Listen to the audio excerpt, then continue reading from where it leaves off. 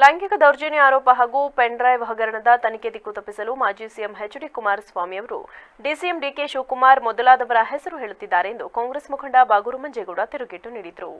ಹಾಸನದಲ್ಲಿಂದು ಪತ್ರಿಕಾಗೋಷ್ಠಿಯಲ್ಲಿ ಮಾತನಾಡಿದ ಅವರು, ಯಾರು ನಿಜವಾಗಿ ಇದರಲ್ಲಿ ಭಾಗಿಯಾಗಿದ್ದಾರೋ ಅವರನ್ನ ಬಂಧಿಸಿ ಎಂದು ತನಿಖೆ ನಡೆಸಲಿ.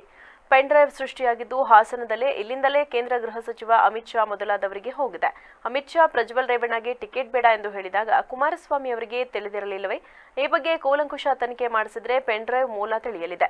ಬಿಜೆಪಿಯವರೇ, ಅದರಲ್ಲೂ ಹಾಸನದ ಮಾಜಿ ಶಾಸಕ ಮತ್ತವರ ಆಪ್ತರ ಮೂಲಕ ಪೆನ್ ಡ್ರೈವ್ ಹಂಚಿಕೆಯಾಗಿದೆ. ತನಿಖೆ ಮಾಡಿದರೆ ಹೊರಬರಲಿದೆ. ಆದರೆ ಕುಮಾರಸ್ವಾಮಿಗೆ ಇದೆಲ್ಲ ಗೊತ್ತಿದ್ದರೂ ಬಾಯಿ ಬಿಡುತ್ತಿಲ್ಲ. ಏಕೆ? ಪೆನ್ ಡ್ರೈವ್ ಹಂಚಿಕೆ ಕಾರಣದಿಂದಲೇ ಮಾಜಿ ಶಾಸಕರ ಇಬ್ಬರ ಆಪ್ತರನ್ನ ಬಂಧಿಸಲಾಗಿದೆ. ಹೀಗಿದ್ದರೂ ಡಿಕೆಶಿ ಅವರ ಮೇಲೆ ಆರೋಪ ಮಾಡುವುದು ಎಷ್ಟು ಸರಿ ಎಂದು ಕೇಳಿದರು. ಈ ರೀತಿಯ ಸುಳ್ಳು ಆರೋಪ ನಿಲ್ಲಿಸಿ ಜನರ ಎದುರು ಕಾಮಿಡಿಯನ್ ಆಗಬೇಡಿ ಎಂದರು. ನಮ್ಮ ರಾಜ್ಯದ ಮಾಜಿ ಮುಖ್ಯಮಂತ್ರಿಗಳಾದಂಥ ಹಾಗೂ 2 ಸಾರಿ ಮುಖ್ಯಮಂತ್ರಿಗಳಾಗಿದ್ದಂಥ ಕುಮಾರಸ್ವಾಮಿ ಅವರು ಏನು ಹಾಸನದಲ್ಲಿ ಸಂಸದರು ನಡೆಸಿದಂಥ ಏನು ಒಂದು ಪೆನ್ ಡ್ರೈವ್ ಸ್ಟೋರಿ ಇದೆ, ಇದರ ಬಗ್ಗೆ ಮೂಲ ಎಲ್ಲಿ ಕಾಯಿಲೆ ಶುರುವಾಯಿತು ಅನ್ನೋದನ್ನ ತನಿಖೆ ಮಾಡೋದನ್ನು ಬಿಟ್ಟು ಪೆನ್ ಡ್ರೈವ್ ಯಾರು ಹಂಚಿದ್ರು, ಪೆನ್ ಡ್ರೈವ್ ಎಲ್ಲಿಂದ ಶುರುವಾಯಿತು ಅನ್ನೋದ್ರ ಬಗ್ಗೆ ತನಿಖೆಯ ದಿಕ್ಕನ್ನು ತಪ್ಪಿಸಲಿಕ್ಕೆ ಹೊರಟಿದ್ದಾರೆ. ಈಗ ಆಗಬೇಕಾಗಿರೋದೇನು, ಸಂತ್ರಸ್ತೆಯರು ಏನಾಗಿದೆ, ಹಾಸನದ ಮಹಿಳೆಯರ ಗೌರವ ಏನಾಗಿದೆ, ಅದಕ್ಕೆ ಯಾವ ರೀತಿ ತನಿಖೆಗೆ ಸಹಕಾರ ಮಾಡಿ ತನಿಖೆಗೆ ಅವರಿಗೆ ನ್ಯಾಯವನ್ನು ಒದಗಿಸ್ತಕ್ಕಂಥದ್ದು. ಈ ಪೆನ್ ಡ್ರೈವ್ ಹಗರಣದಲ್ಲಿ ಏನು ಸಂಸದರು ಇನ್ವಾಲ್ವ್ ಆಗಿದ್ದಾರೆ ಅವರಿಗೆ ಯಾವ ರೀತಿ. ಮುಖಂಡ ಎಚ್.ಕೆ. ಮಹೇಶ್ ಮಾತನಾಡಿ, ಪೆನ್ ಡ್ರೈವ್ ಸಿದ್ಧವಾಗಿದ್ದು ಹಂಚಿಕೆ ಮಾಡಿರುವ ವಿಷಯ ಕುಮಾರಸ್ವಾಮಿ ಸೇರಿ ಎಲ್ಲರಿಗೂ ಗೊತ್ತಿದೆ. ಸಾರ್ವಜನಿಕವಾಗಿ ಜಗಜ್ಜಾಹೀರಾಗಿದೆ. ಈಗಾಗಲೇ ಬಂಧಿತರಾಗಿರುವ ಮಾಜಿ ಶಾಸಕ ಆಪ್ತರಿಗೆ ಪೆನ್ ಡ್ರೈವ್ ಎಲ್ಲಿಂದ ಬಂತು, ಅನೇಕರ ಮೇಲೆ ಎಸ್ಐಟಿ ದಾಳಿ ಮಾಡಿದೆ. ಅವರೆಲ್ಲ ಯಾರ ಕಡೆಯವರು ಎಂಬುದು ಎಲ್ಲರಿಗೂ ಗೊತ್ತಾಗಿದೆ.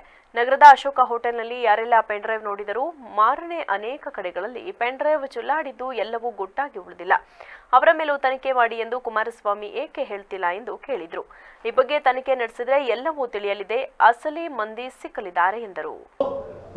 ನಾನು ಒತ್ತಾಯ ಮಾಡ್ತಾ ಇದ್ದೀವಿ, ಕುಮಾರಸ್ವಾಮಿ ಅವರ ಮಾತನ್ನ ಖಂಡಿಸ್ತಾ ಇದ್ದೀವಿ.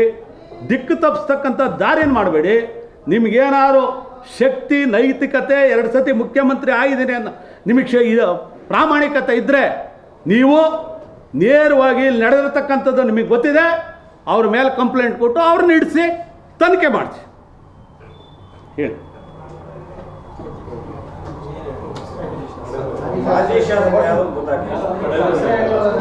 ಬಿಜೆಪಿ ಮಾಜಿ ಶಾಸಕರು ಆಳಬ್ರು ಅಂದ್ರೆ ಯಾರ್ರಿ? ಇನ್ನೂ 100 ಸತಿ ಹೇಳ್ತಾರೆ ಅಂದ್ರೆ, ಇನ್ನೂ 100 ಸತಿ ಹೇಳ್ತಾರ?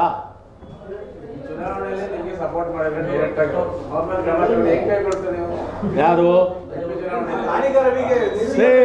ನಾವು ಈಗ ನಮ್ಮ ಸರ್ಕಾರ ಮಾಡ್ತಿಲ್ಲ ಅಂತ ಹೇಳ್ತಾರೆ ಅನ್ನೋದು ಅವ್ರ ಮೇಲೆ ಒತ್ತಾಯ ಮಾಡ್ತಾ ಇದೀವಿ. ನಾವಿಬ್ರು ಕುತ್ಕೊಂಡು ನಮ್ಮ ಸರ್ಕಾರದ ಮೇಲೆ ಒತ್ತಾಯ ಮಾಡ್ತಾ ಇದೀವಿ. ಅವ್ರು ಏನಾರ ನಮ್ಮ ಮೇಲೆ ಕ್ರಮ ತಗೊಳ್ಳಿ. ನಾವು ನಮ್ಮ ಸರ್ಕಾರದ ಮೇಲೆ